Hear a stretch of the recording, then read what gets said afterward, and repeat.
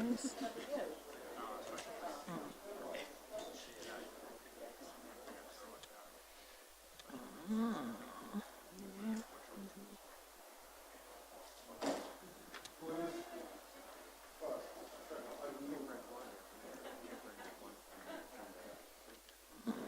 Streaming live and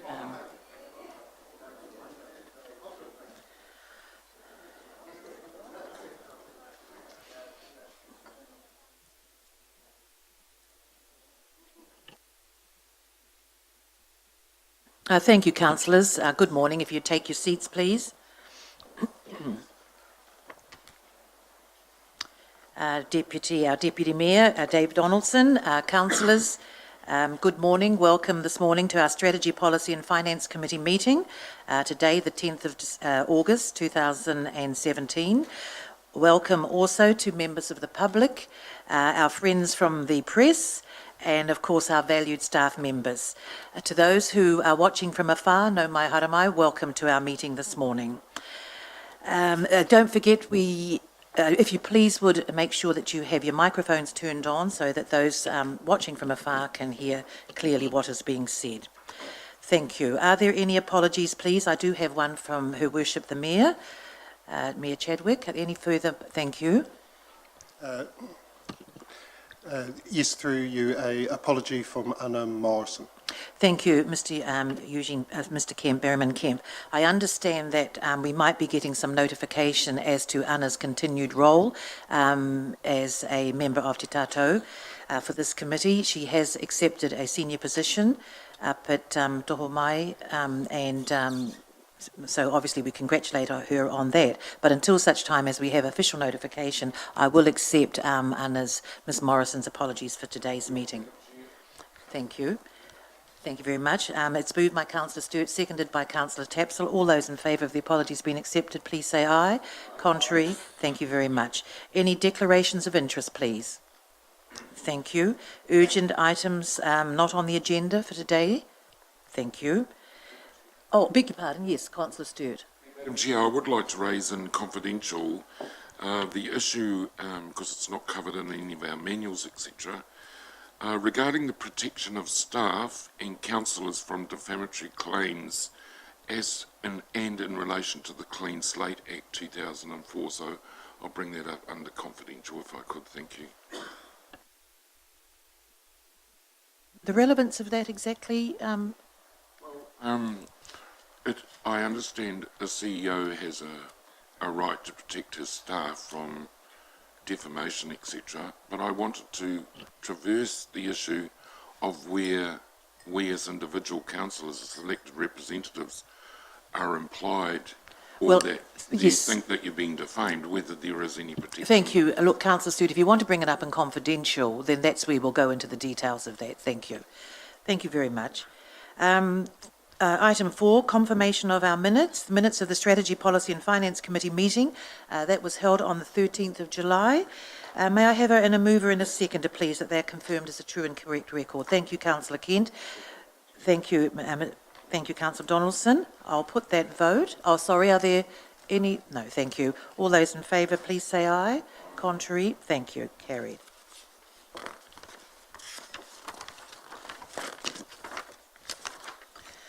We'll move straight into our staff reports. Thank you. May I have a mover and a seconder, please, to receive the report, the electoral systems be received. Thank you, Councillor Bentley. Thank you, Councillor Gould. All those in favour, please say aye. Contrary, thank you. Carried. Good morning, JP, and good morning, Mr. Lamp Warwick, and welcome back to our chambers. Good morning. From Elections New Zealand, that's correct, isn't it? Thank you. Good morning, councillors, and I'm just here to provide some support to Warwick, who will just sort of restart the conversation that was commenced around the by-election at the council meeting previously. So obviously there was discussion about looking at our voting methods and also how candidates were listed on the voting papers going forward over the next couple of general elections or next elections for council. So you asked that these be brought back to the committee for further discussion. So Warwick's availed himself of some time to be here to recommence that discussion with you. So I'll hand over to Warwick. This is for the next 2 trienniums, or the next 2, isn't it? That's right. Thank you. Yes, good morning, everyone. Thank you for your time today, and pleasure to be here. Yes, as you see, the items back on the agenda from last time. There were a few questions that came up during that debate that I'm sure you've had a chance to think about, and I'm happy to take those questions here today. I don't think at this point there's much more that I could add that was traversed last time, but I'm happy to take your questions and go with the debate from there. Perhaps if I could just start the ball rolling, Warwick. Is there a move throughout the country to look at STV? Obviously from your knowledge. I guess not really. There hasn't been much movement in the number of councils that have been using STV for the last few elections. The only one that changed last time was the Greater Wellington Regional Council that changed the FPP to STV. In their case, of course, they've got the other 3 councils in the Wellington area, Wellington, Rotorua and Kapiti, who already use STV. So in their case, for those 3 councils, it was quite easy because STV was then used for all of the elections that were on those council voting papers. But of course, the ones in the Upper Hutt and the Wairarapa were still FPP. But they're the only ones that changed last time. There have been over the years a few that have gone back from STV to FPP. And then prior to the last time, Palmerston City went to STV as well. Thank you. So it's still a bit of a mixed bag. Thank you. Councillor Donaldson, then Councillor Maxwell. Thank you, Madam Chair. Through you, I've got firstly a question for JP and then one for Warwick. JP, I take it significance is not triggered because of the availability of a poll. If 5% of electors chose, were not happy with the decision we made. Councillor, I think it's probably the right approach because this has its own process for calling in the decision that is made by council. I think that's why it stands outside of that significance discussion. So my question then for Warwick is, I've done some research and good old Wikipedia I think confused me more than it enlightened me. So I was particularly interested in the counting method that's employed here because there are a number. And going through there, I see there's a droop system, a Hare system, and a Gregory method. And then because of problems in some circumstances with the Gregory method and earlier methods that didn't treat all votes equally, the Meeks method, the Warrens method, and the Wright method have been invented. So what method is used? Are the votes counted by a computer, and is the data inputted by people? Can you just help me there, please? Sure. Good question. You're right. There are about 15 different variations of single transferable vote. The method that's used in New Zealand, which is legislated in the Act, is a version called NZ-STV, which is essentially a slight variation on the Meeks method. The Meeks method is a method invented by a British mathematician called Brian Meek back in the 70s, I think, and it's designed to transfer the votes and determine who would be successful in the event of a tie. And what it does, it's basically an algorithm that calculates how the transfer of votes works, and it breaks it down to 9 decimal places. So it's a very complex mathematical algorithm that goes to, as I say, 9 decimal places to work out the number of votes at each iteration. And then it has a process in place that if in the strange event there was a tie down to 9 decimal places as to how that tie was determined. But as I say, that method has been refined slightly for New Zealand, and was legislated for when the STV was put in place, 2004.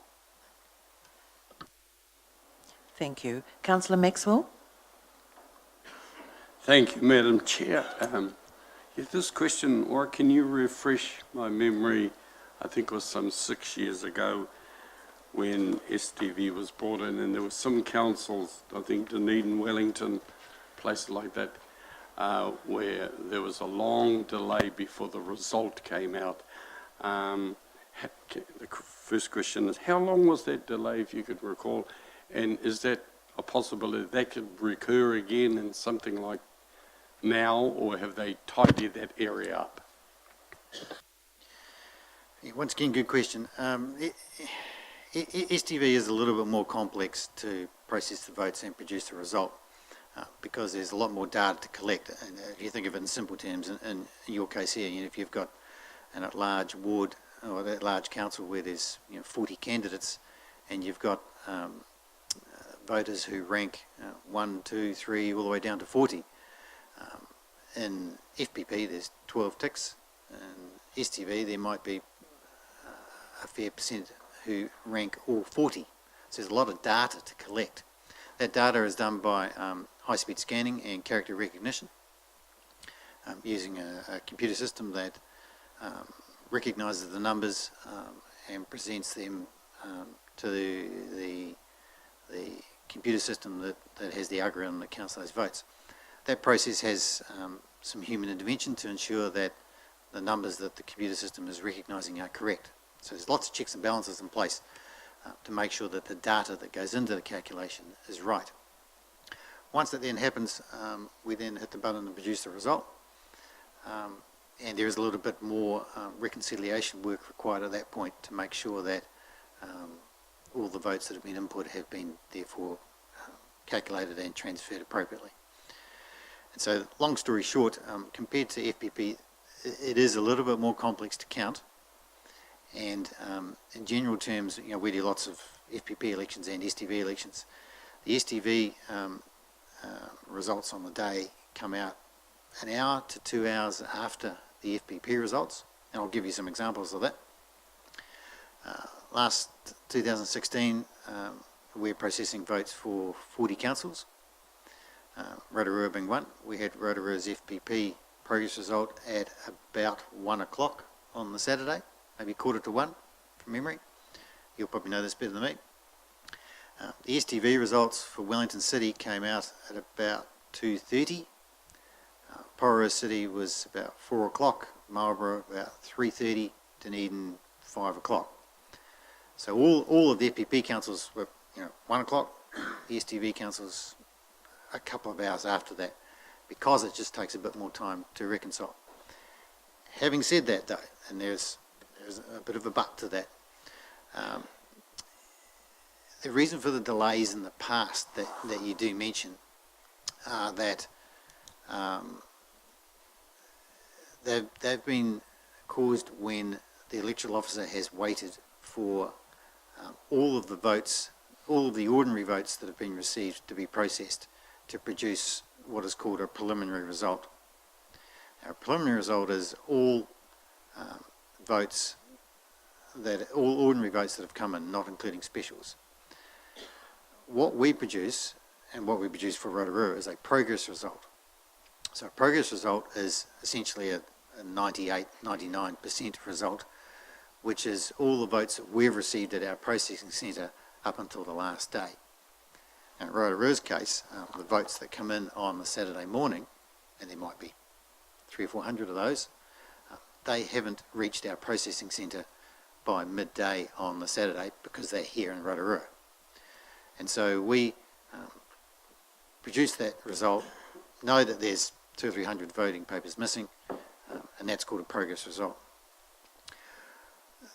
What has happened in the past with STV is that there has been a concern that those extra votes that come in on the last day could change the result because of the way STV works with the transfer of votes.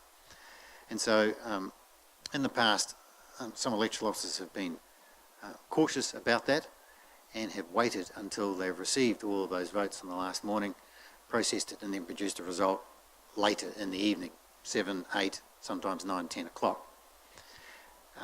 My experience with STV is that it actually doesn't make any difference. Close is close. Under FPP, a result can be close, and you had that last time here. Under STV, a result could be close. It's just around how you communicate that. So in our case, in my case, I don't make any difference about it, and I have no concern about a progress result for FPP or STV, and so therefore I release a progress result on the day as soon as possible. So to cut a long story short, if we were using STV for the council result, it would be mid-afternoon on the Saturday. Thank you. Mr. Councillor Bentley? Thank you, Madam Chair. Warwick, thanks for coming along today. I noticed that when we receive our voting pack, it also includes the DHB, and all the DHBs throughout New Zealand are STVs.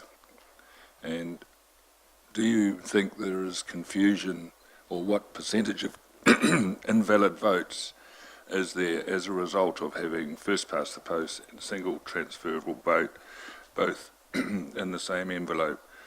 And would you reduce that by having single transferable votes for both council and DHB?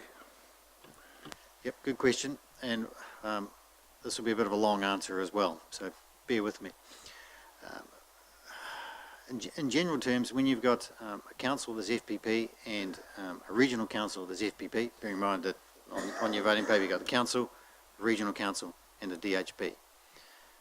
Council was FPP, regional council was FPP, DHB is STV. So the way the voting paper is presented at the moment is you've got the council, the mayoralty on the first page, the council on the second page, the community board on the third page, with the regional council, and then the DHB on the back side.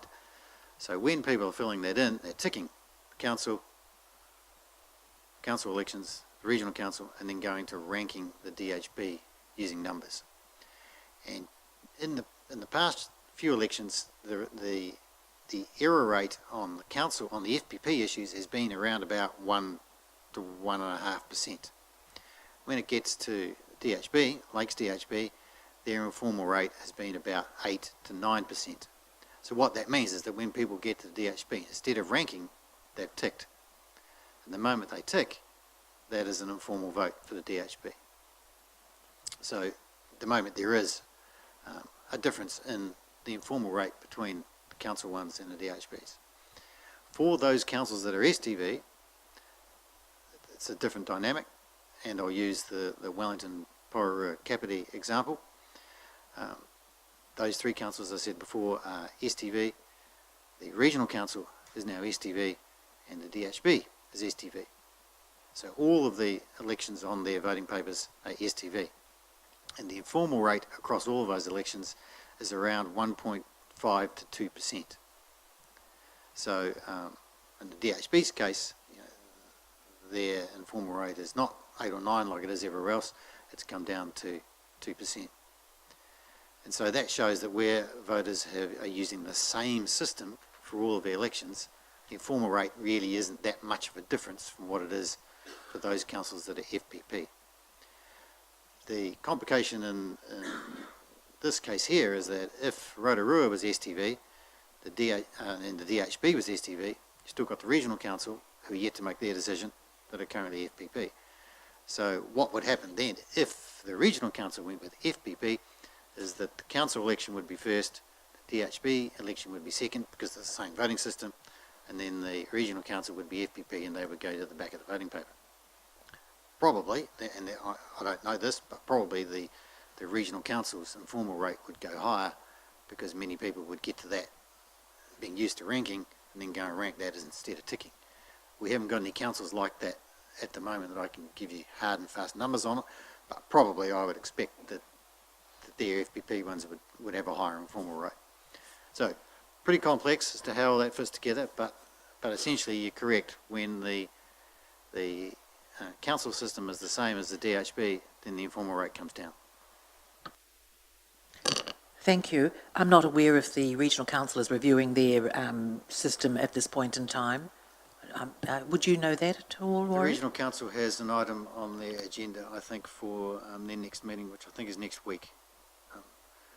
After, because I'm not sure of this, but of course this council today is thinking about it. Western Bay, I think, are making a decision today. Tauranga City have got on their agenda for next Tuesday, and I think the Regional Council is after that. Thank you. There's a few councillors that would like to speak, and members. Mr. Berryman Camp. Yes, thank you. Through you, Madam Chair. Look, thank you for your report, which was really good. As not being a specialist in electoral systems,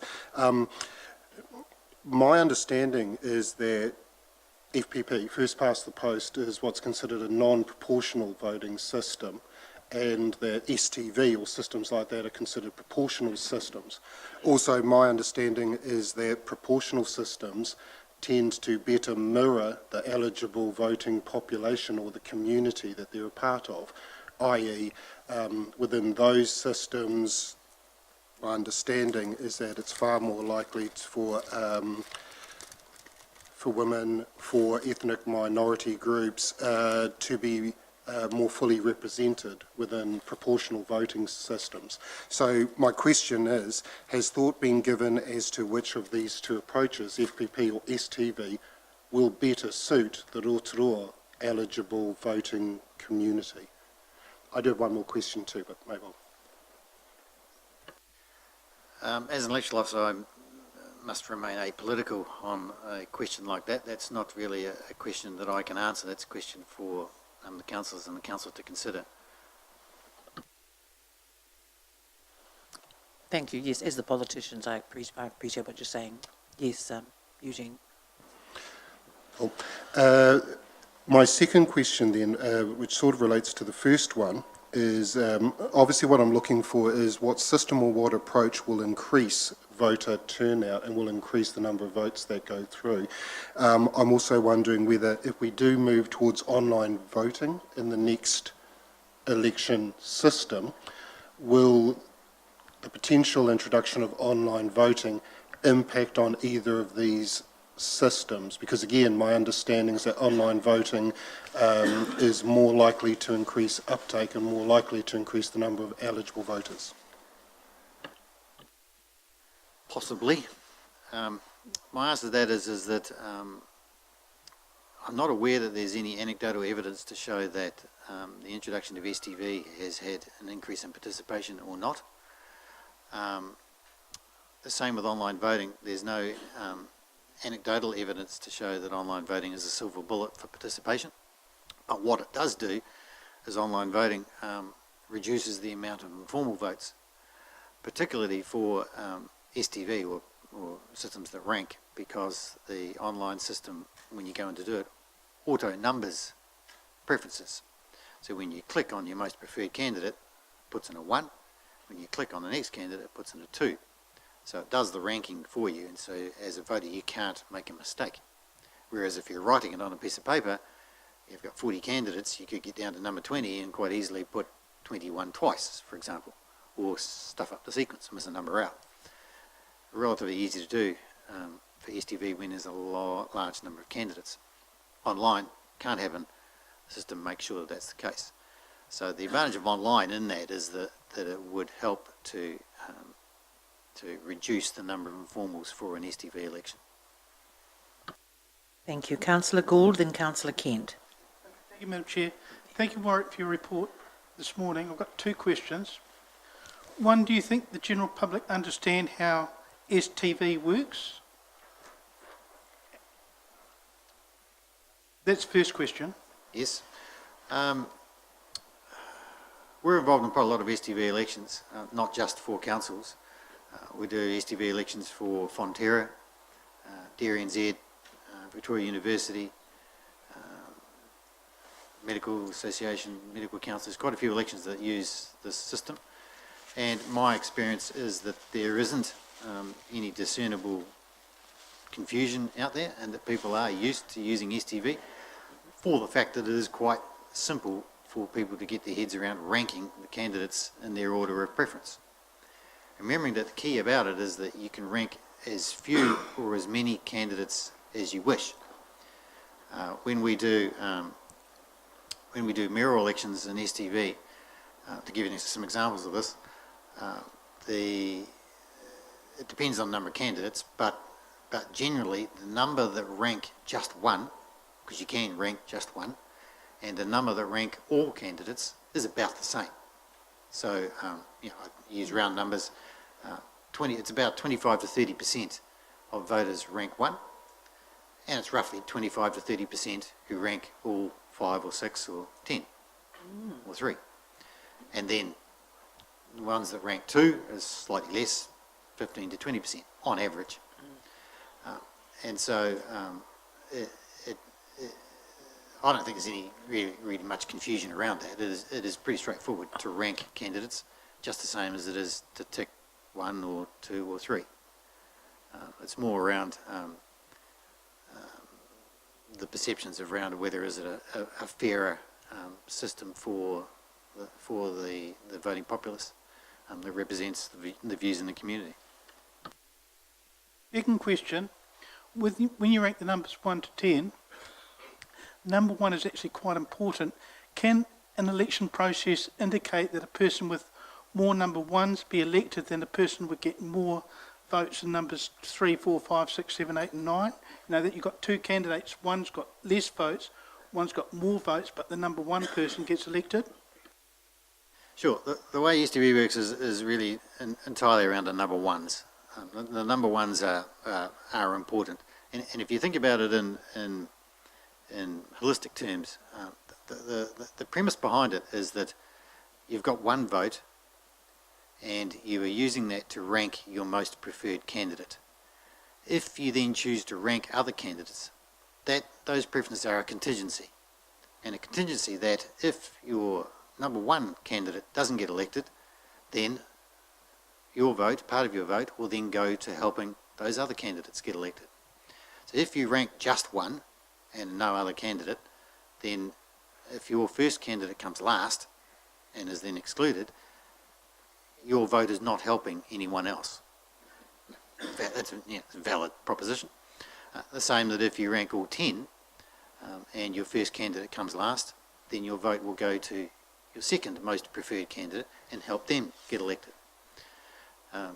So that's how that works. And so I don't think there's any confusion around that. Does that answer your question? Thank you. Councillor Kent. Thank you, Madam Chair. Thank you for coming along again today, Warwick. My question relates to, you say optical character recognition is used, and it's quite difficult for optical character recognition to distinguish between a tick and a 1. So if, for example, the computer rejects it, are all reject votes under STV manually checked to ascertain whether the computer got it wrong, or is it a matter of interpretation? That's my first question. Absolutely, they are. We have systems in place. You're right. You know, a single tick can be seen as a 1, and so we have a process in place that pulls out, identifies all votes that have just a 1, and we check that to see whether they are ticks or 1s by manual intervention. So that's looked at by a person as a double check of that process. Thank you. Okay, if you use the same number twice, it invalidates. If you skip a number, it invalidates. Okay. Does that not then mean that if you have a large number of candidates, you're going to have statistically a higher number of invalid votes?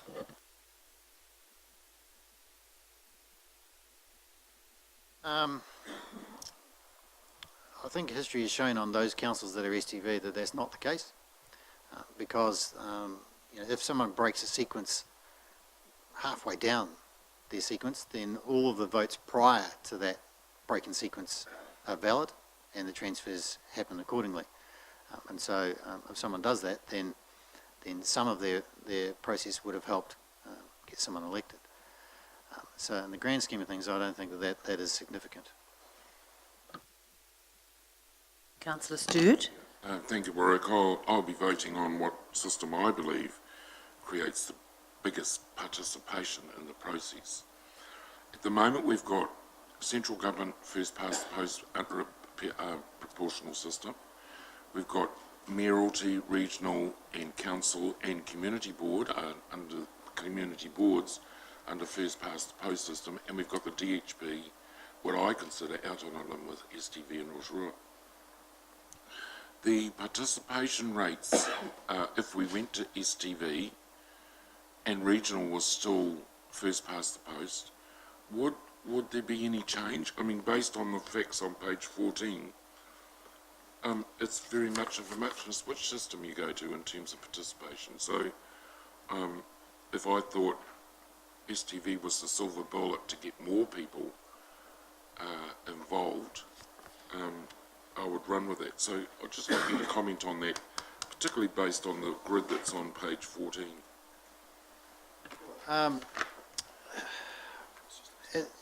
As I said before, when STV's been introduced in councils, I don't think there's any anecdotal evidence to show that there's been a demonstrable increase in participation.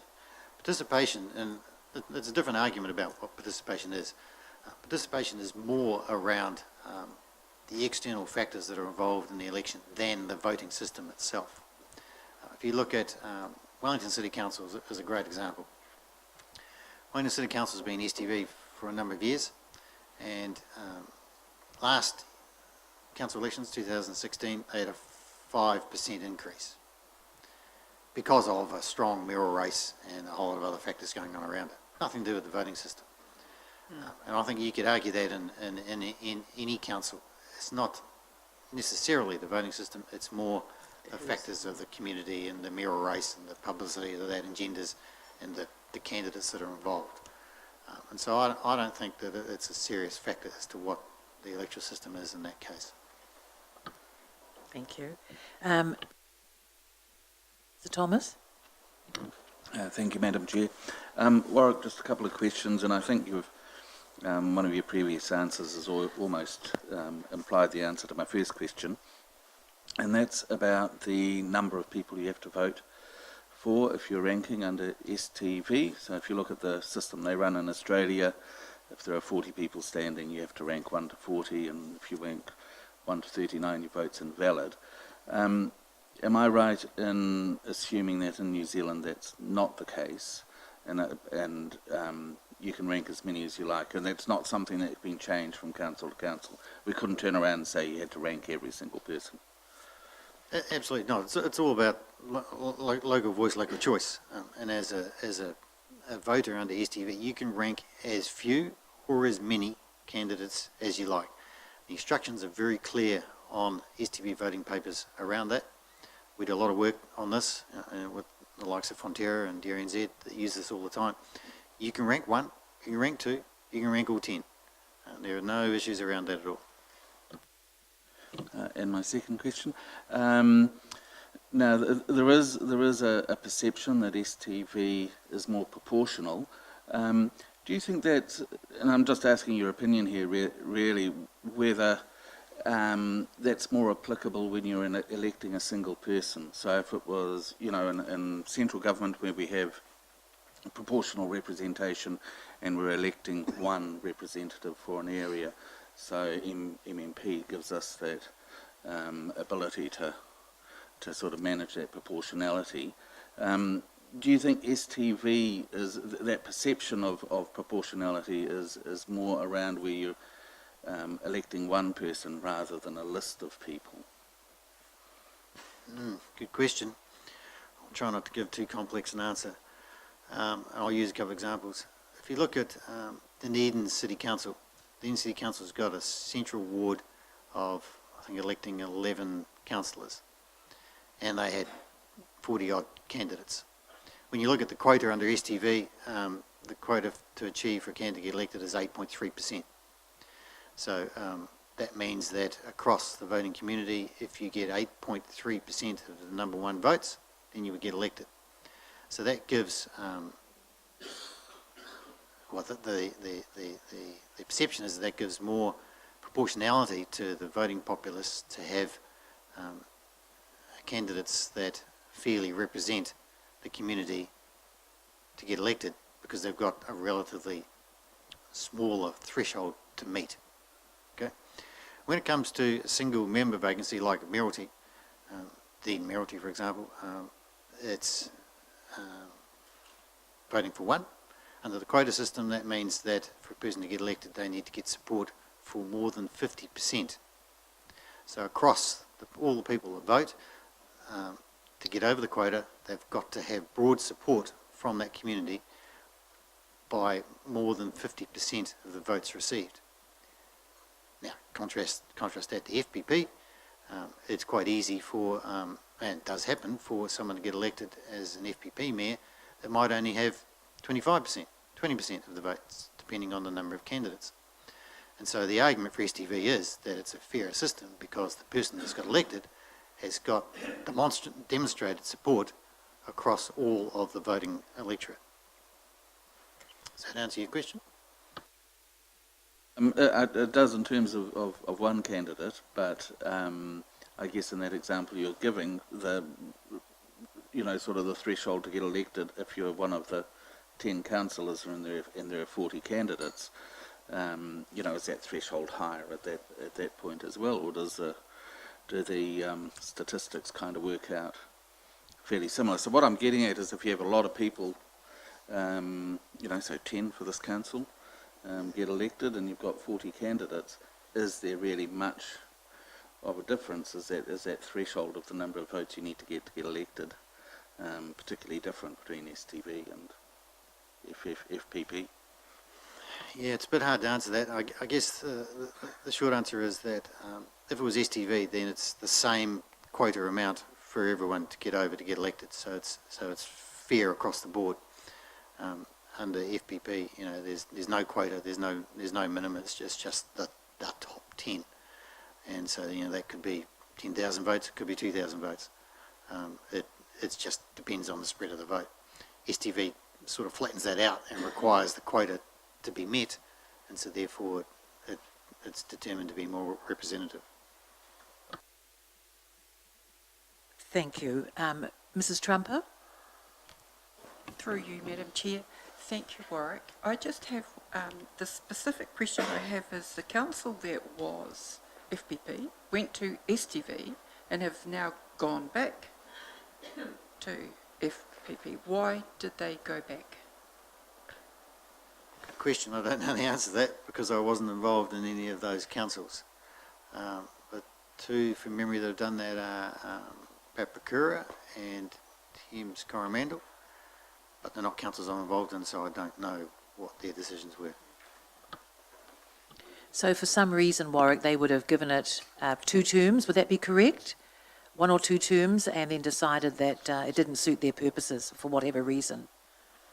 I'm not sure. I think they were more than 2 terms. Oh, I see. In both cases. They started when STV came in 2004, but I'd have to go back and check to see what those were. Thank you. Councillor Donaldson? Oh, thank you. Councillor Stewart? Follow-up question for the mayoralty. For example, if there are 4 candidates and at your initial count no one reaches the 50%, what happens to the votes of the 4th person, who I understand under the STV falls off? What happens to their preferences? Did they then get allocated to 3, 2, 1? Exactly. What happens in that case, and this happens quite often in a single position STV election, is that no one gets over the quota on the first count. So then the way the system works is that it takes the bottom candidate and excludes them and transfers their votes to their second preferences, and then recounts it again. And so it just goes through the same process. If after that reallocation there's a candidate that gets over the quota, then that person's elected and the process stops. Thank you. Councillor Bentley? Thank you, Madam Chair. With regard to STV, from what I'm hearing you say, is STV fairer because it can accurately represent the voters' preference in that it more accurately represents the voter's preference for whom he wants to vote for, rather than just doing a tick where nobody is number one, whereas you list them by numbers and just say, well, this is my favourite person, then that one, and more, Being apolitical, I have to be careful how I answer that. That's the proponents of STV say that, yes, and that's the perception. Thank you. Councillor Stewart? Yeah, of those councils that opted for STV, how many of them have blocks like political parties in their system? For example, Citizens and Ratepayers, Labour, the Greens, etc., etc. Of those who are in STV, does it benefit the block voters more than the individual independent candidate? In general terms, those councils that use STV don't have a lot of instance of party voting. Wellington City, from memory, last time had 5 or 6 candidates that were on the Labour ticket. Rotorua sometimes do. My gut feel on it is, and I haven't looked at this in detail, is that it doesn't really make any difference. I don't think there'd be demonstrable evidence of that because the votes are spread so widely because of the way the transfer system works. I don't think that would be reflected. Thank you. Councillor Gould, then Councillor Maxwell. One further question, Warwick. Thank you, Madam Chair. If the 5% of the people of Rotorua demanded a poll, how much would an election cost if it was held by 21st of May 2018? And what would the cost of the poll be? Just hang on a sec. Are you asking Councillor Gordon in relation to 5% of... Thank you. For a poll, then I'm asking how much that particular poll would cost. Thank you. For the Rotorua election. Yeah, it's roughly 2.5 times the number of electors on the roll, so it's around about 100,000, 90 to 100,000. Thank you. Thank you. Not an insignificant amount. Councillor Maxwell? Thank you. Just a quick question on this one. Warwick or JP, actually this one, DHBs have STV by legislation. So the only reason, if we wanted continuity in our election, can RLC, our council, drop DHB off our in our voting system, and how much would that cost? Great question. The answer, unfortunately, is no. The Act is written in such a way that DHB elections have to be held with council elections, and councils have no choice as to whether they could remove DHBs from them. So therefore, it's not an issue. Thank you. Thank you. That was a good question, Councillor Maxwell. Thank you very much. Yes, good examples. Thank you, Warwick, that you've given us, so that we're probably more au fait now. It's not as simple as we had perhaps initially thought, but thank you for answering the questions, the raft of questions this morning. Councillors, we do have a motion to put this morning, and it's either the first past the post or we have a single transferable vote. Could I ask perhaps if someone's prepared to put... Thank you, Councillor Kent. Thank you, Madam Chair. I'd like to test the water by proposing that we go with first past the post and the random order for candidates. Thank you. So you're actually putting you're moving 2 and 3. Thank you. Oh, you'd like to have them separate? Yes. All right. We'll debate the second one separately. Thank you. All right then. So it's been moved by Councillor Kent, seconded by Councillor Gould, that the committee recommends that Council adopt the first past the post for the next 2 local elections, 2019 and 2022. Moved and seconded. I will put that now. All those in favour, please say aye. Aye. Sorry. Oh, beg your pardon. Some further discussion. I beg your pardon. Sorry, yes, there is an opportunity. I thought we'd had sufficient, but however. Thank you. All right. Thank you, Councillor Councillor Hunt, thank you. I'd like to speak against the motion. I believe that the status quo supports the incumbents. It supports those of us sitting around the table. And I believe that we haven't had very much change around this table because of our voting system. Now, I may or may not be wrong, but that is what I believe. I believe it allows the community, STV allows the community to vote for as many or as few as they like. At the moment, under first past the post, they can only vote for 10. And in our last election, I think there were 39 candidates standing, and some people would have liked to have voted for more than 10. They were unable to do that, and therefore those votes didn't go anywhere. Those people who put a lot of effort into standing really had no idea whether the community supported them at all, because the incumbents got in, as they have every other year, quite comfortably. And that's not a personal attack on anyone around the table. I'm just objectively looking at how the system seems to work. I believe there's a lack of confusion with STV. Numbering and 1 to however many one chooses is used by a large number of people in our community, members of Fonterra, members of Dairy NZ, members of the Medical Council, members of Victoria University was mentioned, and any number of boards that people are on. So a large part of our community understand STV already. It's not unfamiliar to them, it's not foreign. How it's calculated is all back of house stuff, which really doesn't really come to become an issue for me. And the fact there's really only a couple of hours difference, I don't believe impatience in a result is a good reason to stick with the status quo. I believe that getting a better representation for our community is what STV may deliver. Now, it may not, but we have stuck with FPP for a very long time. And I think if we truly want to see some better representation around our table that reflects our community, our diverse, multicultural community, then I believe that STV may well start to do that over time. I don't think it's going to do it overnight. I think that when and if we move to online voting, which is highly likely in the future, then the number recognition will be far easier and filling it in. And those questions were answered very well. Thank you, Warwick, for that.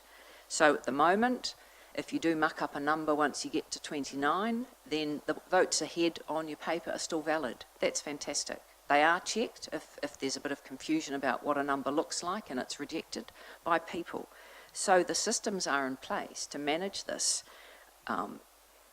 STV as it's managed for all those organisations that I've already mentioned. So I would like to see this council consider moving to a system that will cause less confusion in our community, less invalid votes for one of our other major organisations, the DHB, and we may or may not see an increase in participation as that's happened around the country. But I do believe we'll see a far more engaged community, because when somebody stands who is new to politics, then they'll have a far better chance of actually knowing whether the community supports their goals and ideals under STV. So I will vote against first past the post on that basis. Thank you, Councillor Hunt. Councillor Bentley? Thank you, Madam Chair. I agree with Councillor Hunt in this instance, and I'm not going to repeat all that she said because I can't remember the whole line of things. But I do believe that STV more fairly reflects the wishes of the voter by grading the people that he wishes or she wishes to vote for by a number system. So therefore I'll be voting against the proposal as it's up there. Mr. Berryman Kemp? Yes, thank you, Madam Chair. Actually, I guess just to talk with the last two speakers, really, and I've enjoyed the explanations and everything. It's been really good for me to get my head around it. But it does sound as if it's far more progressive. It's far more, yes, if we keep doing what we've always been doing, we'll get the same result. Certainly one of the things I've enjoyed at this council table is the willingness to engage in the new, and I do think that components of this will help engage our eligible voting population more. Whether it comes to fruition or not, who knows, but if we don't try it, we don't find out. So I'll be voting against the motion as well. Got it? Thank you. Councillor Kumar, then Councillor Stewart. Thank you, Madam Chair. I fully embrace what some of my fellow councillors have said with regards to the STV system. Certain demographics that I represent and that I've spoken to supports this motion, so I'll be voting against the other motion and support STV. Thank you. Thank you. Councillor Stewart. Support STV if I felt it improved the uptake of voters voting. I'd support it 100%, but the evidence on page 14 doesn't illustrate that for me. One Facebook friend said in her view, STV was a raffle with over 3,000 votes on the DHB either been invalidated or not completed at the last election. And if people understand STV, the uptake would be a lot higher and there wouldn't be that level of invalid votes. Councillor Hunt, you have a long memory. I must admire you for your consistency. You also voted down the ward system, which at that time was a far better representation of what our community was. Now we don't have a ward system. We had to get rural community boards to make sure we had a rural voice at this table. So mistakes happen. The ward system was representative of the whole community. The wards had a component of rural and urban people in each of those. We had 4 in each ward, and if you didn't perform within that ward, you got dumped under first past the post. Under STV, I don't think it's a fairer system at all.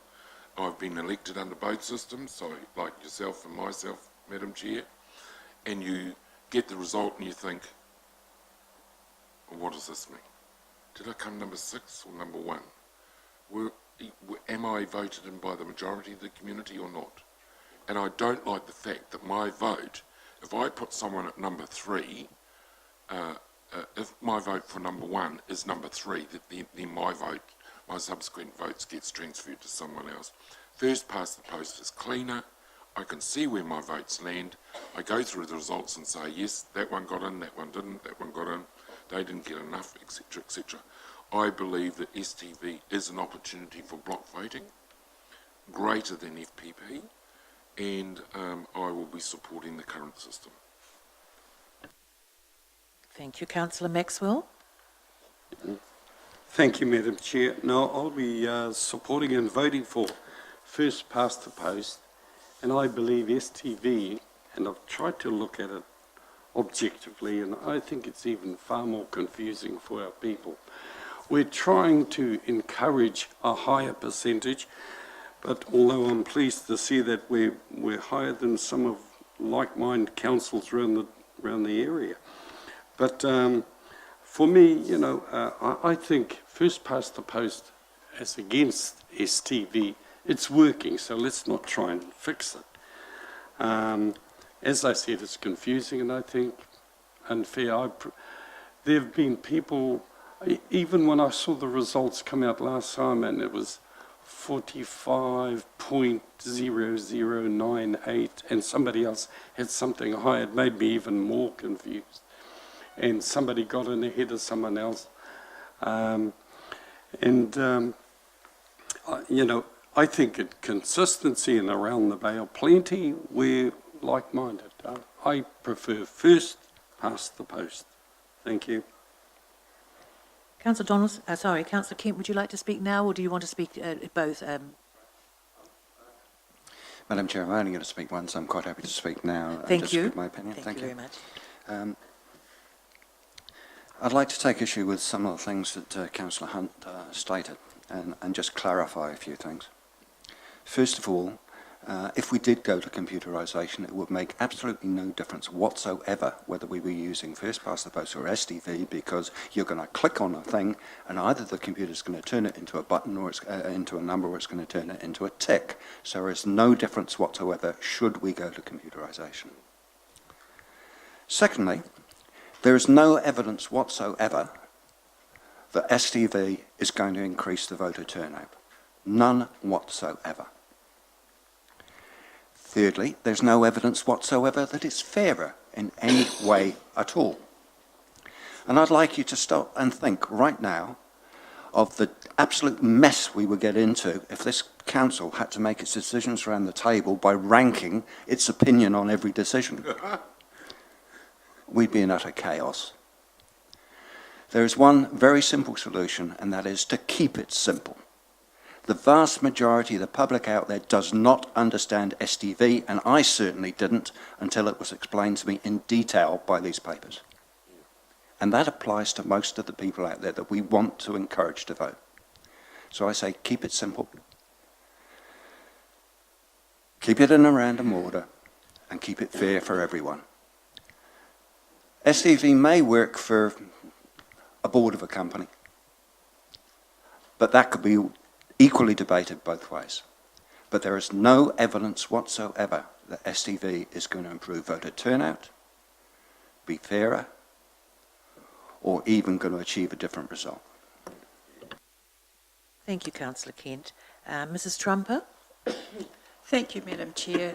As a user of STV systems and have been since they were introduced, obviously in the rural community, that has been our life. Do I understand it technically? I don't need to. I just know that I put my numbers down, and if I am lucky, one of my candidates may have got through, and if I'm unlucky, well, sad. But I had my say. What we are trying to do, and people are using FPP as an excuse to drive enthusiasm and encouragement to vote. Well, it hasn't worked so far. Why can't we use something that is different? We've already got the Rotorua way. Why can't we set different rules and go, look, we've got to look forward. We can't keep looking back. I do not believe that Councillor Sturt's statement that there would be block voting, because if that worked, I can assure you there would be some directors sitting at Fonterra table that wouldn't be there.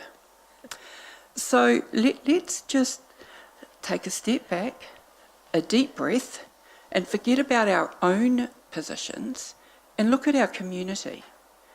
And we are a diverse community and they deserve the opportunity to put their hand up. And I'm sorry, when I saw the list of candidates for the last election, I thought, unless you are well known, your name will get a tick. And STV provides a far more equal opportunity for everybody, whether I'm from rural, whether Mr Thomas is from Lakes, Te Arawa. Our multicultural society has a right to have a voice, and we have got to stop thinking about self and think of others. I will be not supporting the motion. Kia ora, Mrs Trumper. Councillor Gould. Thank you, Madam Chair. I believe that the vast majority of the Rotorua people do not understand how the single transferable vote works, and I believe if this council goes down that particular path, then we should have a separate voting form just for the council on that particular one, on just voting for the councillors and the mayor on that issue, and not include the voting forms for the health board or the Bay of Plenty Regional Council. It's when you put three voting forms together that you confuse the people of Rotorua.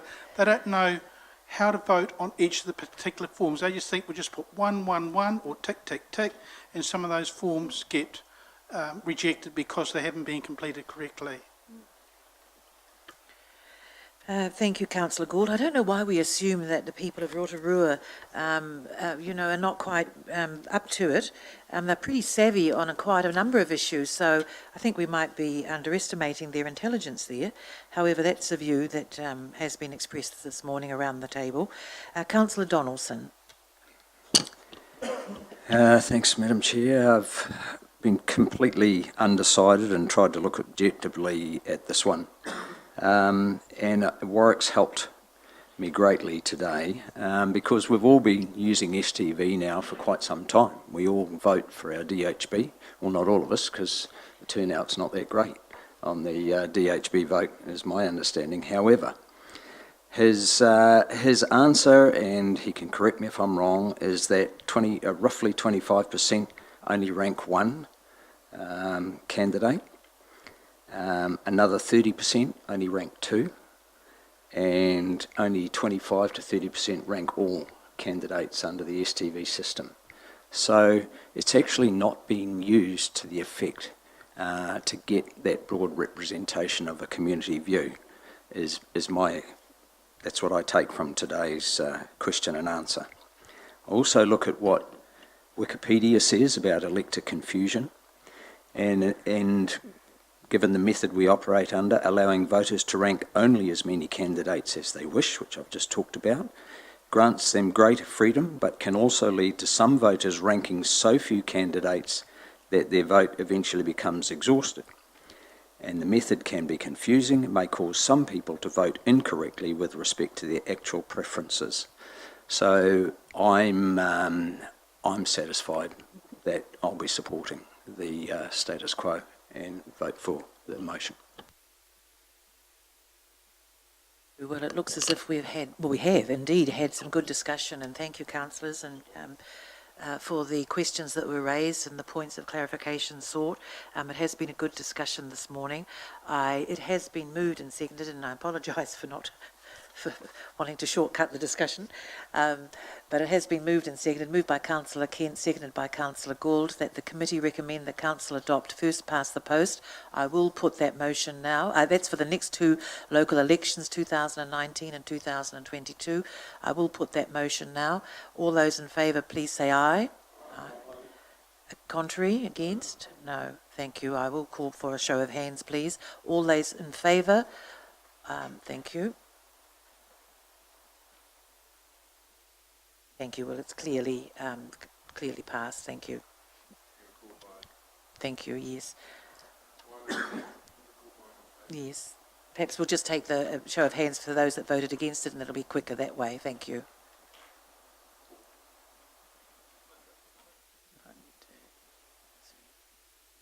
Got those, Carol? Councillor Bentley, Councillor Hunt, Mr. Eugene Berriman Kent, Mrs. Trumper, and Mr. Kumar. Thank you very much for that, councillors. Thank you.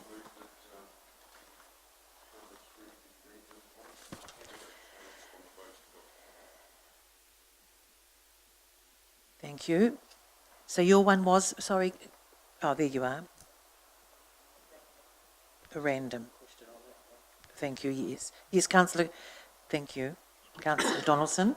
Yeah, just for clarification, the random option, is that every voting paper is different? Yep, thank you. That's what we had, I think, at our last election. Thank you. So that's our that's recommendation 3 there.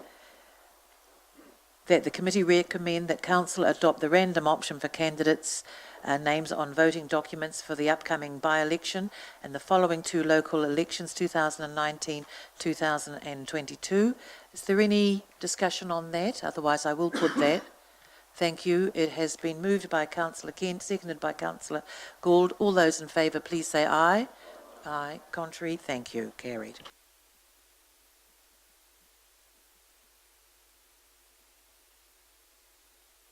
Mrs. Trumper. Sorry, I've just got one thing that I'd like to raise at this time, and it's regarding the community board by-election, and specifically around the information that has not been or is there, but you've got to actually search for it. And the community board have asked me to ask, one, why is it tucked away in elections on the Lakes Council board? You actually have to search through the thing. It's not actually even highlighted on the front page. And is it normal practice for the community board members to not be given any information so that when our constituents speak with us, that we actually can give them an answer? Because at the moment we haven't been able to. We've just had to direct them to the Lakes Council and explain how to find it. Councillor Stewart. Madam Chair, at the beginning of the meeting, we had an opportunity to bring up any late items or urgent items not on the agenda. This is clearly not on the agenda. Yes, actually, Mrs. Trumper did mention that to me, and I thought we could be raised actually during the discussion on the voting, and we do have. Okay. Yes. Well, so if you've yes. made that arrangement, that's fine. Thank you, Councillor Stewart. Thank you, JP. Would you like to care to respond to that? Councillor, if you see it buried too deep, we can certainly see about putting it on a tile on the front, just so it's very clear where it is, and I'll look across at Una, who can just pass that message back, or Ingrid to the team, just to make sure we update the website so it can be as visual as possible. And councillors, and this probably is a wider statement than just the question being raised by Mrs. Trumper, is if you have a question about information, please just ask us, and we will immediately get that out to you. Obviously, we try and do the updates to you at different times, but if there's any concern about the information you have, we're always available, and as much as possible, and with our technology these days, as best we can, instantly respond with that information. So we'll certainly make sure we try and get a good deal of information to you, because you are the most important advocates and understanders of what's involved in being on a community board, which is important for communicating to potential candidates. Thank you, and thank you for raising that, Mrs. Trumper. Thank you. We'll move now to item 5.2 on our agenda, recommendation 2, the establishment of co-governance arrangements for the Tokarangi Forest. I'd like to call for a mover and a seconder to receive the report, that the report establishing a co-governance arrangements for the Tokarangi Forest be received. Thank you. Councillor Donaldson has moved and Councillor Gould has seconded. Thank you. I'll put that motion. All those in favour, please say aye. Contrary, carried. Thank you very much. Good morning. Good morning, Henry, Mr. Weston, and, sorry, who have we got? Good morning, Madam Chair, and Rob. Kia ora koutou, councillors. And yes, just to introduce, on my left is Alamoti Tapo, who's the General Manager of CNI Land Holdings. Rob obviously needs no introduction. And Madam Chair, I was also keen, if I could, just to acknowledge in the gallery we've also got Pauline Tangaho, who's the chair of Komiti Nui, or Ngāti Whakaui, and alongside her we've got Veronica Butterworth, also from Komiti Nui, and Kiri-Ann Hancock. And Thank you, and welcome. No, my welcome this morning to you all. Thank you. Thank you, Henry. So, Madam Chair, I thought I'd leave Rob to take you through the paper. Alamoti can fill in any gaps or provide any comments, and then just open it up for questions. Thank you. Kia ora koutou, Council. If you don't mind, I'd just probably take 5 to 10 minutes to run through the paper. There's quite a bit of content there. Focusing just to touch on the background, and then focusing really on what we feel we need to move forward with the Tokarangi area and Whakawerawera in future, why we've put together the proposal to come up with a partnership model for moving forward, and how we plan to set it up. So in terms of the background, the historic Central North Island Treaty Settlement in 2008 transferred a lot of the land in the Central North Island that was all part of the whole forest system running from south of Taupo right up through to even north of Rotorua, to the Central North Island iwi Collective. This was vested in the time with Central North Island Holdings Trust, and it includes the area that we're talking about today, which is up there on the map. The yellow section is Whakareroera Forest, and the red section in the top is Tokarangi, the Tokarangi Triangle. The small triangle within Tokarangi Triangle there is actually the Redwood Grove. So we'll stay, that puts the context of the area up in front of you there. But if we could go to the next slide, that perhaps gives the detail just on Tokarangi. Now, the council's currently has a licence over the forest at Tokarangi to manage the tree and the forest activities, but we also have management activities for recreation in the whole of the Rotorua forest. The licence that we have over Tokarangi expires in 2043, and at that time it goes back to the landowners and forest managers. The settlement that was agreed in 2008 basically says that Tokarangi needs to be managed to a number of key principles. The first principle is that the visual backdrop to Rotorua is retained and mixed forest species are used. The second principle is that the recreational amenity values of Tokarangi forest will be protected. The settlement also provides that the collective would enter into discussions with the District Council over future management arrangements for Tokarangi, including exploring cultural and commercial opportunities. And over the last 12 months or so, we've been working with Mana Whenua and Central North Island iwi on how possibly this could work and establishing the potential for a new co-governance arrangement over this space. So I think Council will be very aware of the significance of Tokarangi to Rotorua residents. It's an incredibly popular area, not only with residents but visitors national and international. It's the entrance to the forest from town for a large number of walkers and also one of the key mountain biking entrances. It has very limited infrastructure in reality compared to the amount of use that it gets. Certainly insufficient capacity on the infrastructure, and if we want to move forward with what might happen in that area, we certainly need to have some good long-term planning and a good understanding of what might be available and what opportunities are offered. The current arrangement for Council as licence holder and CNI iwi as the landowner really means that as I think Alamotti has put it before, if we say yes and they say no, the answer is no. If they say yes and we say no, the answer is no.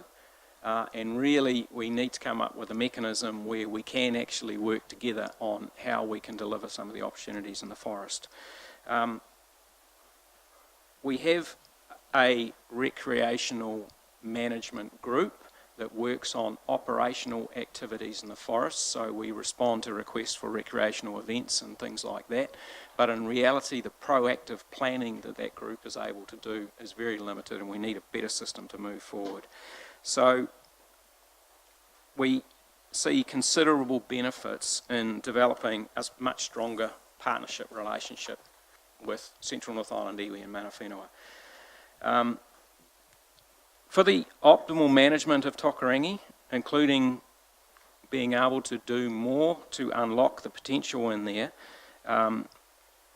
if we can develop a stronger partnership with the Central North Island iwi holdings and through Mana Whenua, ultimately we would like to extend this partnership approach into Rotorua forest as well, and that will give us the ability to consider planning for the whole area and what opportunities it can offer for Rotorua residents and of course the landowners and cultural opportunities underlying it. So we've talked about partnership approach and why would a partnership approach actually work. The key thing is that we need to clearly represent the shared social, economic, environmental and cultural values of the forest and the outcomes that those offer. We will have a greater opportunity to capture and reflect the range of values that are in there and including the fact that we need to understand forest management. The current Crown Forest licence is very inflexible. The actual covenants around the forest licence are pretty restrictive on what can happen in there, and without a clear partnership, any attempts to deal with that licence and what the boundaries might be around are going to be very difficult to get changed. And basically, with a strong partnership, we believe that we'll be able to have a more innovative approach to how the forest is being used.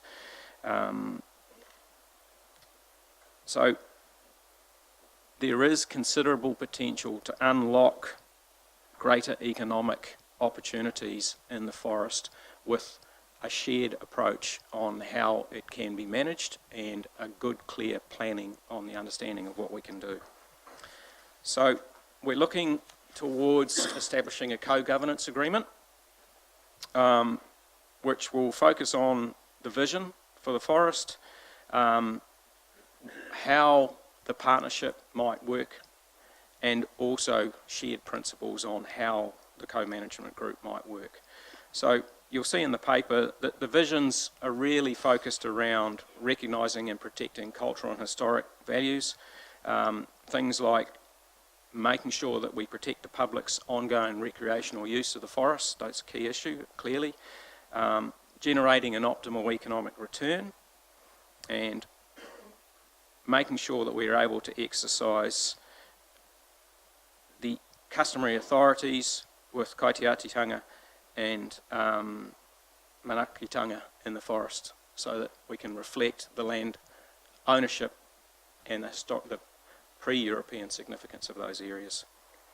The mechanism that we're talking about is actually to establish initially an advisory board, which would have members appointed by CNI Holdings, iwi and the Council, to work through those visions and the key things that we need. Take the current operational role that we have with the agreement and actually expand it into considering advice on governance options, and making sure that we have good, strong, good faith relationships with CNI iwi and mana whenua in the forest. As I said earlier, in the short term, perhaps the 1 to 2 year period, we would be focused on the Tokarangi area. We have had some initial discussions with Timberlands around the rest of the recreational management area that we look after further south, and ultimately with more work with Timberlands and also making sure that we have the key landowners represented, we'll be looking to try and expand that advisory role into covering the whole public access recreational forest area of the two forests. So that's generally the plan of what the document sets out in front of you. Henry and Alamotti, if there's any further points to add, we can. Otherwise, we'd be more than happy to take questions. Thank you, Henry. Anything you wish to add, or? Thank you. Then we'll move straight into some questions then. Thank you. Councillor Stewart. Sorry, Madam Chair.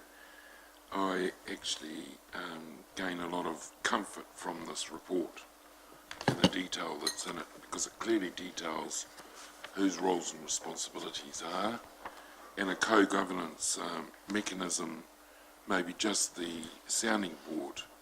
I don't think it should just be there as a matter of convenience, but one of the things I think the public of Rotorua do not know widely is that CNI iwi Holdings are the owners.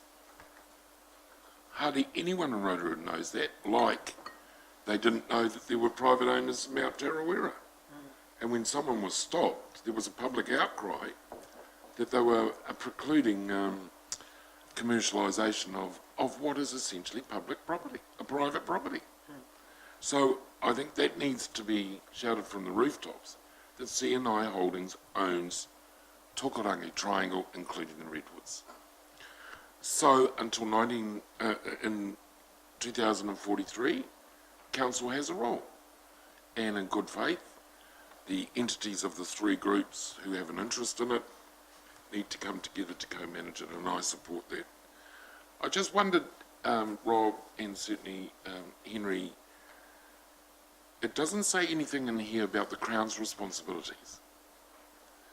The Crown has got a licence and obviously gets a fee from that licence until 2043. Am I right in the detail in this report that the Crown has no interest in the operation, management or future development of this area? There's nothing in there in the report that says what Timberland's responsibilities are in terms of retaining the recreational aspects of this very iconic part of Rotorua. And thirdly, oh,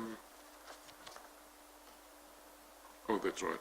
The second question was, what is Timberland's involvement in the area as marked in the green up above?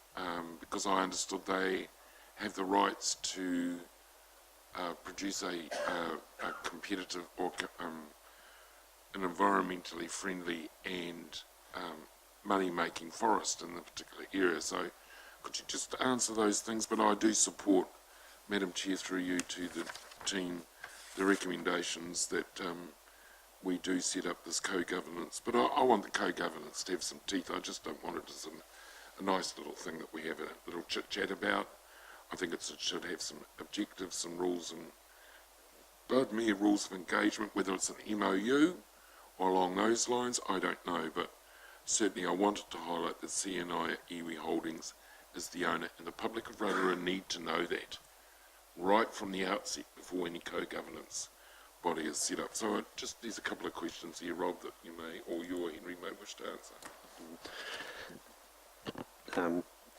Thanks, Councillor. And the first question really about the role of the Crown. Post-settlement, the role of the Crown became a lot more limited.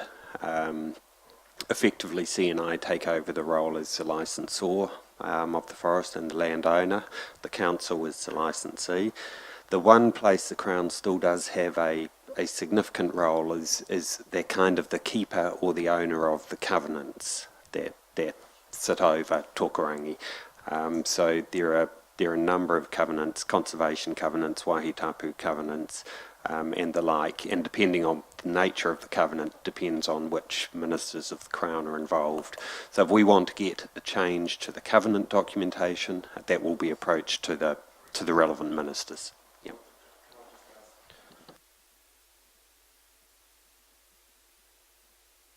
The catalyst for that discussion, or is that just council on its own? It would be totally logical for it to be the co-governance group. And just your second point, really clarifying the role of Timberlands. Really across the Central North Island forests, the licensee is generally Timberlands for the various forests, and obviously the function is commercial forestry of those blocks.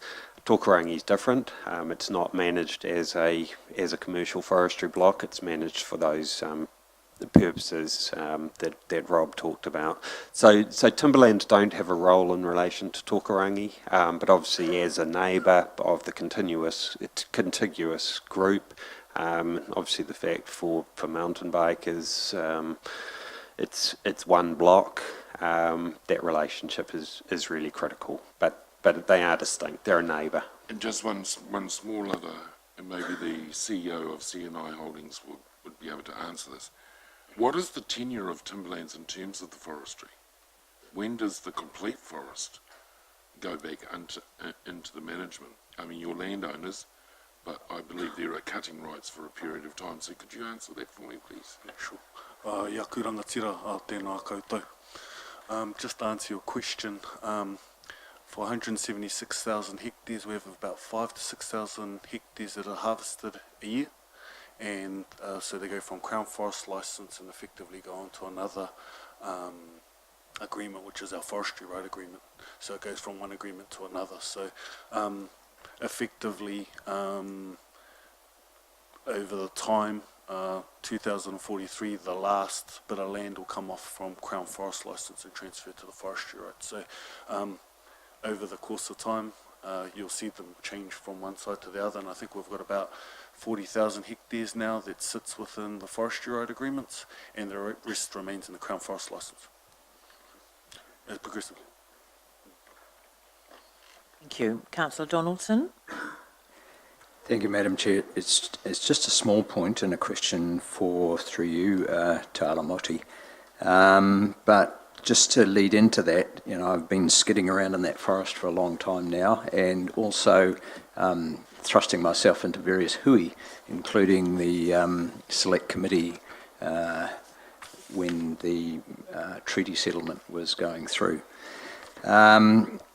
And in some of the meetings that I've had with representatives of mana whenua, and there have been a number over the years, they've cautioned to carefully steer away from the word co-governance. And I've always reminded myself to use the term co-management. And the comment was made to me that at one stage when a bunch of us were cheekily advocating that Whakarewa Forest from Long Mile south to Rotorua could become a regional park. And the point was made, why would we fight, this is post-settlement, to get it out of central government control and vest it back in local government control? So I've always used the term in all my advocacy of co-management.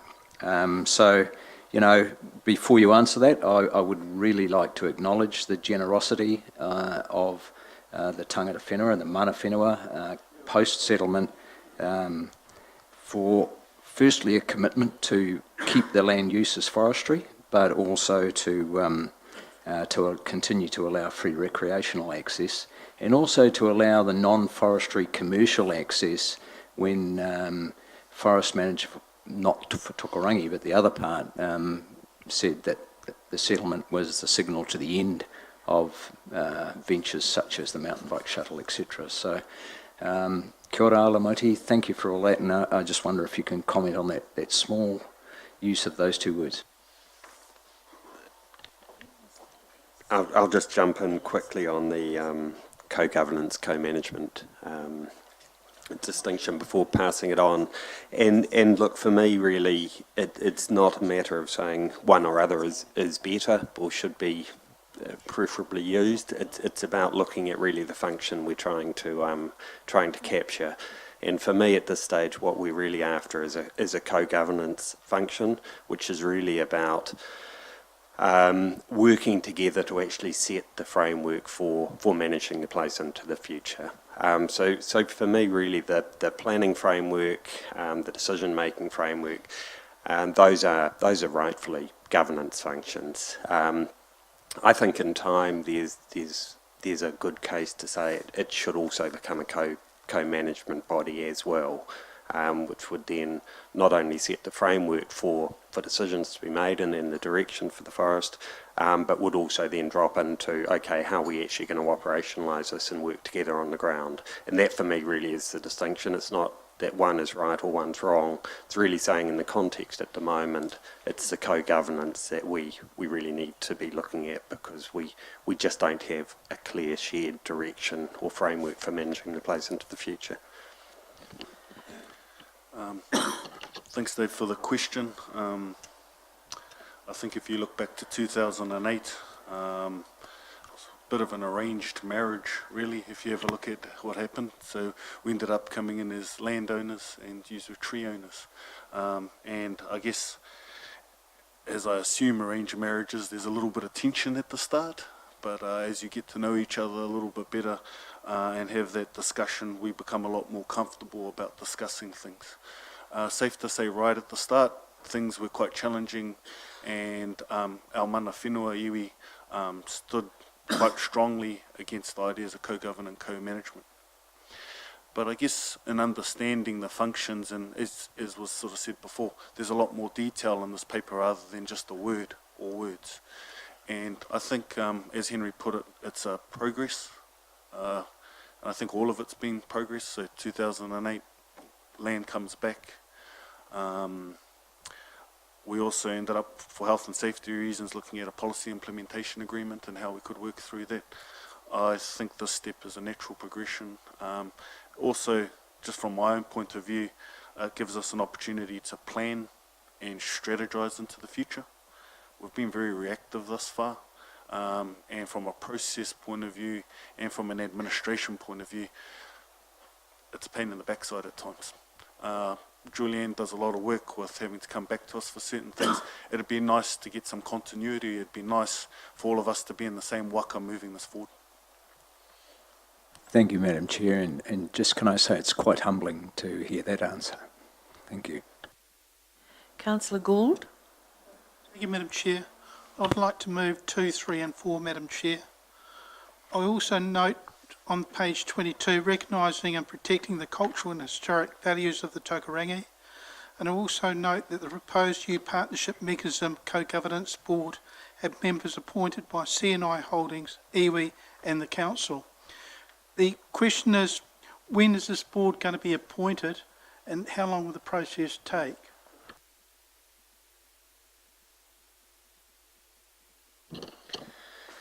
Again, we can take guidance from you to a degree, Councillor, but I can't see any reason why it couldn't be put in place within the next month or two.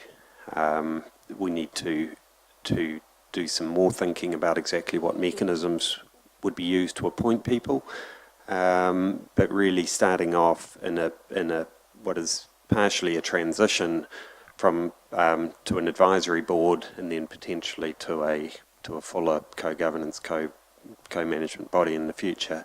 I can't see any reason why the advisory board couldn't be appointed very soon. Thank you. Mr. Berryman-Kemp. Yes, thank you, Madam Chair. Henry Rob Lamote te nākoe e ho. Hembi mihinui ata I tēnei ata nei. 2 comments, 1 question. Just in terms of the comments, certainly, in terms of my day job is actually a product of a co-governance relationship, and I guess just to reinforce what Henry was saying, governance, as we all know, sets the vision, sets the direction, sets the kaupapa. Management does it. So actually a co-governance relationship elevates the relationship and the partnership to a different point. So I think that that's important, and co-management flows under that. So that's 1 point. My second comment is I did note in the paper, certainly from a Te Arawa perspective, whilst I was comfortable to see for Koe, and I see our support there, and to Haurangi involved, I think from a Te Arawa perspective, whilst I acknowledge Raukawa may consider they have an interest, I think we struggle with that. So it's just a comment that you need to consider. But my question is regarding resourcing, because I notice point 7.1, the impression I get is that you feel that you have sufficient resourcing to undertake this co-governance situation. But from what I've read and from what I've heard, actually, this co-governance arrangement is strategically important for iwi, for the council, and for the development of Rotorua. So my question is, do you really think you have sufficient resourcing to give the time and to give the depth of input to make the most of the strategic relationship? On the last point, yes. I think that the couple of key elements which are going to be a bit more resource hungry are probably the planning work that needs to happen, and we've already got some of that underway with some scoping work.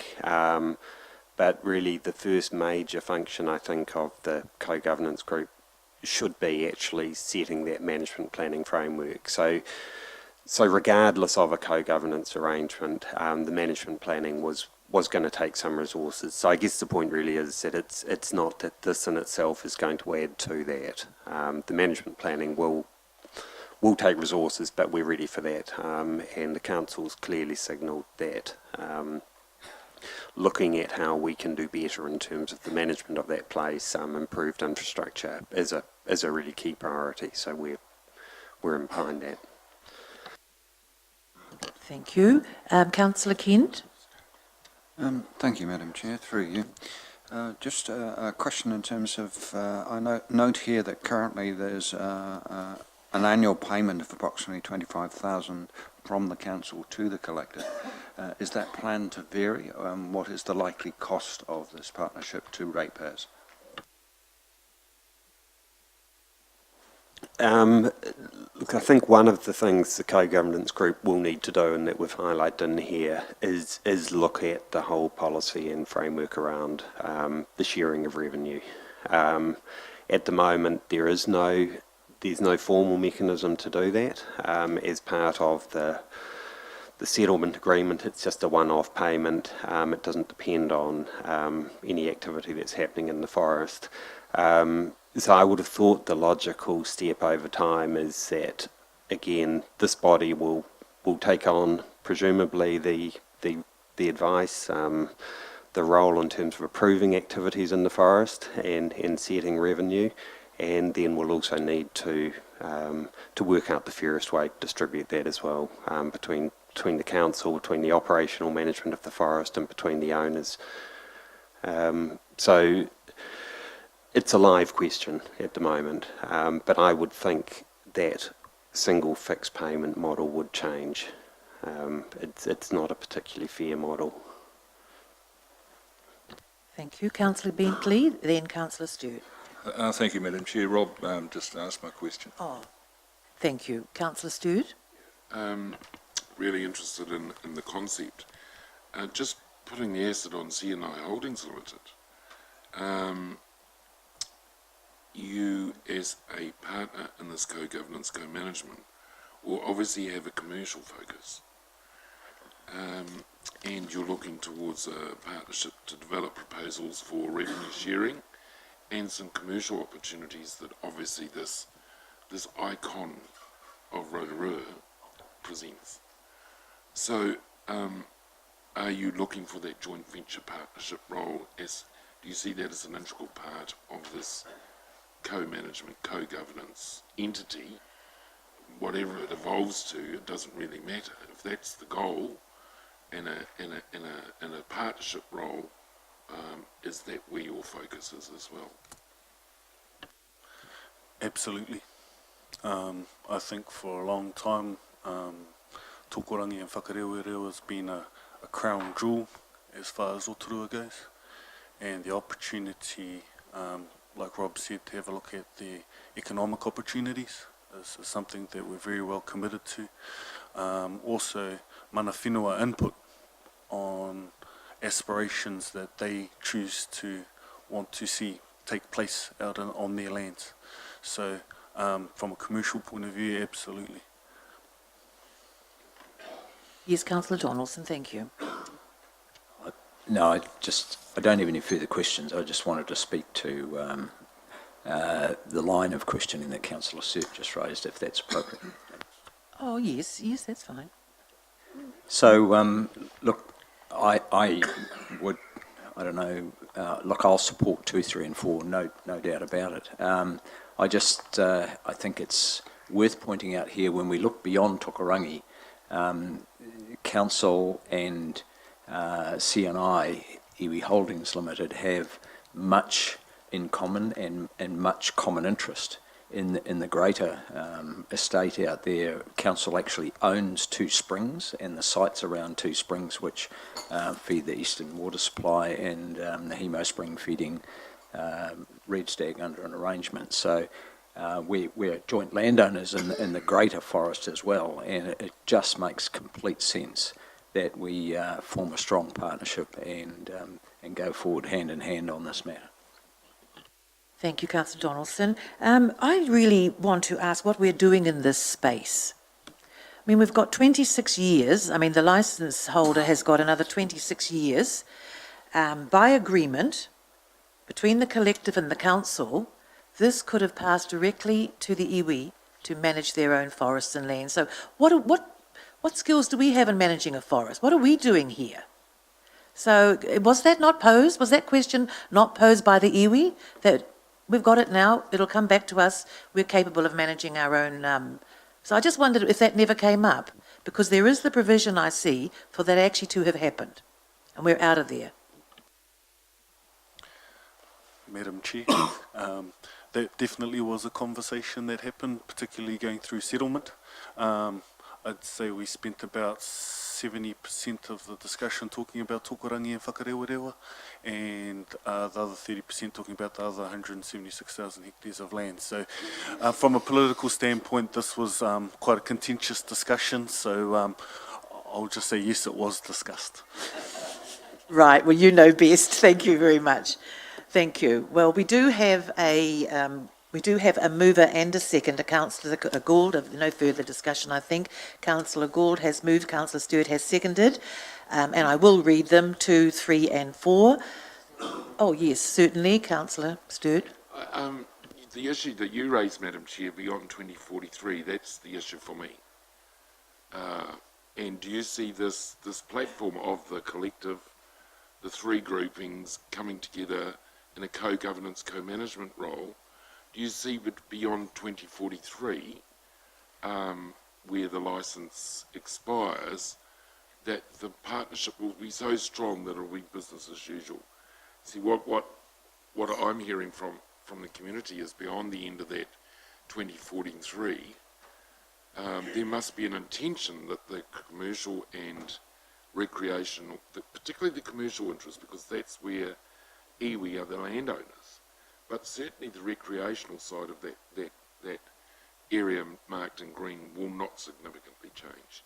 We haven't got any guarantees of that under the agreement that the Crown reached with CNI Holdings, so I just hope that the good faith extends beyond, I won't be here to see it, but it certainly it extends beyond 2043. And I want an understanding that that is the intention. I think my response would really be that I would hope, regardless of the ownership, that the council can continue to be an excellent partner in supporting what the people of Rotorua want. So, you know, again, it's a little way out, but I would imagine we will always want to provide that partnership support where we can.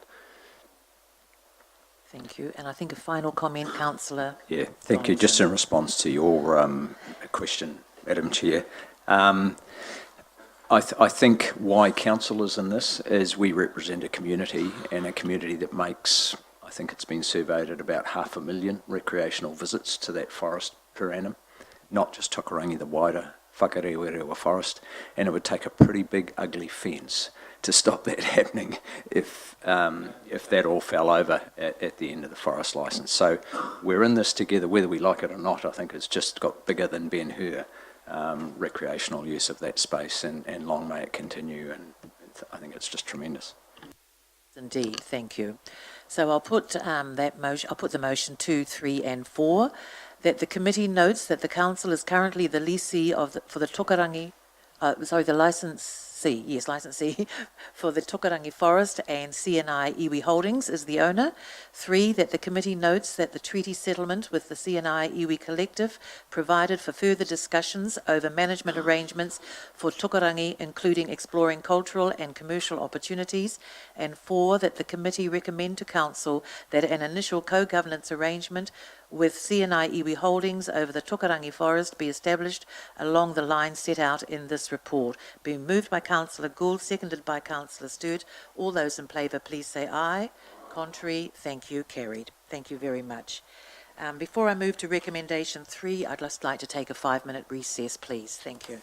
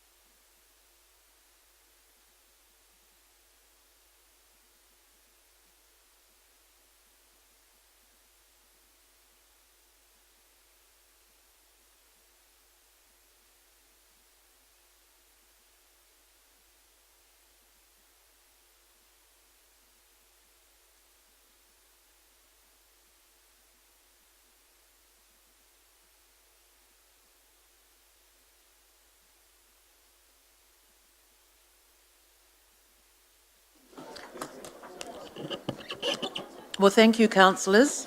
We've still got some way to go. And don't forget that we do have a workshop starting at 12:30. So we'd like to get the rest of our program finished, our agenda completed, and lunch, and then into our spatial plan work, the continuation of our spatial plan workshop. Thank you. Now, where am I? I've got a bit of a mess here.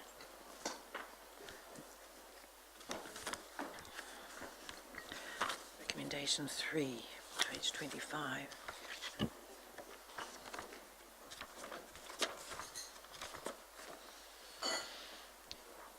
So recommendation 3, the Civil Defence Emergency Management, recruitment to alternate local controller position. Could I have a mover and a seconder, please, to receive that report? Thank you, Councillor Hunt, and seconded by Councillor Donaldson. And I'll put that motion, please, that the report Civil Defence Emergency Management recruitment to alternate local controller position be received. I'll put that now. All those in favour, please say aye. Thank you. Good morning, Stavros. Good morning, Madam Chair and Councillors. Very briefly, as Council is aware, we are operating under the Civil Defence and Emergency Management Act. We have an emergency operations centre. That operations centre, in the event of an emergency, contains some 80 council staff that will operate on a 24/7 basis. Currently, I'm the primary controller, and obviously I cannot operate on a 24-hour basis, and I will need to have alternate controllers, to shifts. This council needs to endorse, a couple of nominees, and then to be endorsed by the joint committee at a later stage, by the regional Bay of Plenty Emergency Management Group. So that's our recommendations, and we appreciate your endorsement of those candidates. Thank you. Thank you. Councillor Tapsell? Yes, thank you, Madam Chair, and thank you, Stavros. First of all, it's just a question on process, really. I was quite surprised to have these nominations and personal names come through in our open meeting. In the past, we have put these sorts of situations into confidential and been quite keen on not bringing it out because of the implications to the people if they were declined, and against the integrity on their own individual as well. So that was my first question on the process. Secondly, with the nominations, were there any other nominations received? And that question comes about because I was quite confused to see this come to us as if we're recommending it, yet we've already had an announcement in the paper that they already have the role. So I am quite confused about this process. I'm not sure it has been gone about the best way, and perhaps if our Chief Executive could just answer that for me.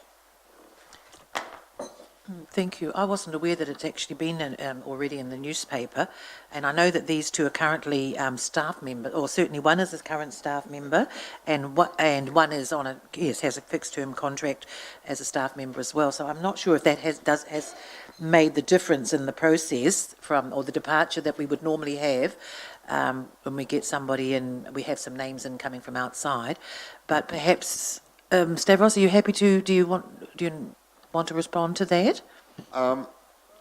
Yes, Madam Chair. Two things. Obviously, the public excluded. I think these are recommendations made by myself as a primary controller, and I identified that these people are the appropriate people, to help me and seconded to me. I think the media reports about one of the of the person, Bruce Horn, referred to the nature of his fixed-term employment with the council to assist us with civil defence, and obviously the appointment as an alternate controller is subject to this, process, today. Sorry, I just had a further. Thank you for clarifying that, Stavros. As you can see, it is quite similar, hence my confusion. The other question that I had was just in regards to what's the difference between their role locally in Rotorua and from a Bay of Plenty perspective, considering it is for the Bay of Plenty CDEM. And I'm just wondering whether whether this role was brought about from us recognising that we need it from a local perspective, because I thought, and we had very good responses or very good reports back to this council, that we have managed our recent weather events very well. So I'm just wondering why we are wanting to add on additional when we've been told we have sufficient capabilities within this organisation, and whether that had actually come from the wider Bay of Plenty organisation that's encouraging us to add on as part of their goals and objectives, not ours. No, one of the reasons that we have the need to appoint a couple of alternate controllers, two reasons actually. JP performed the role of the local controller, also as a regional controller. JP, if he needs to go to Whakatane or to somewhere else, in the region to perform a function of the controller, is available to do that. We also had another alternate controller here who is resigned and is leaving soon. One of the persons, Marcos Goldsbury, is a young, person inside the role, and we intend to give them development. We're not dictated to buy the Bay of Plenty regional emergency services. This is our responsibility. As I said, at the end of the day, if we need to operate 24/7, myself cannot operate on a 24/7 basis. I need to have a couple of alternative people, to support me in that role. So it's our decision, it's our resource management, and it's our rotation of our staff. I'll use Councillor Donaldson. Yeah, thank you, Madam Chair. And just through you responding to Councillor Tapsell, my take on what was reported in the Daily Post was them just picking up on the public agenda and reporting it as a fait accompli, when really it hadn't got to us for a decision yet. I don't think there was a release by council that these appointments were actually in place. It was just they've picked up the agenda online and reported it in today's edition. So it's a matter to be decided. And can I ask? I'd indicate that if we want to, and I took all what Councillor Tapsell says about personal privacy. If anyone wants to raise any issue with the suitability of either candidate, I'd be happy to move into confidential for that discussion. I don't think that should be in open session. Yeah, good point. Councillor Gould. Chair, my question is, for the alternative local controller, what is the term? Is it 6 months, 12 months, 2 years, 3 years, or 5 years, or life?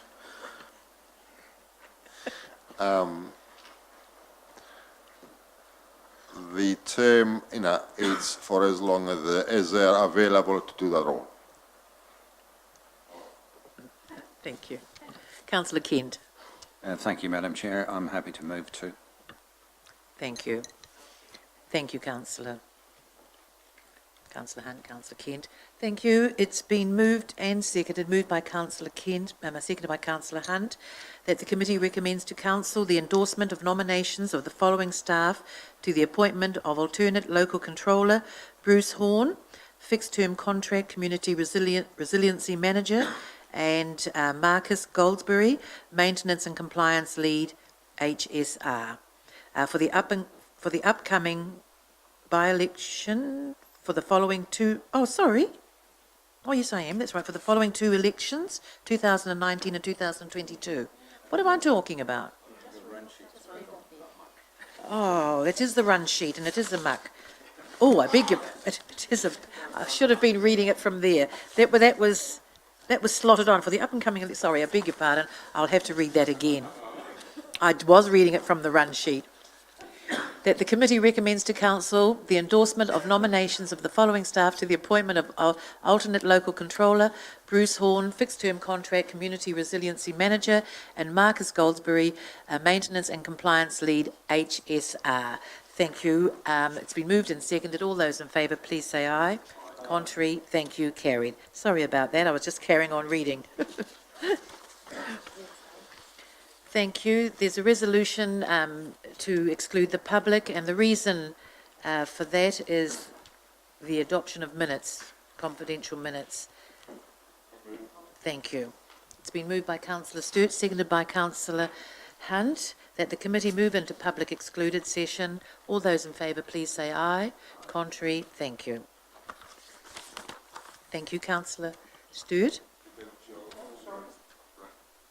Oh, just wait. Sorry, Councillor.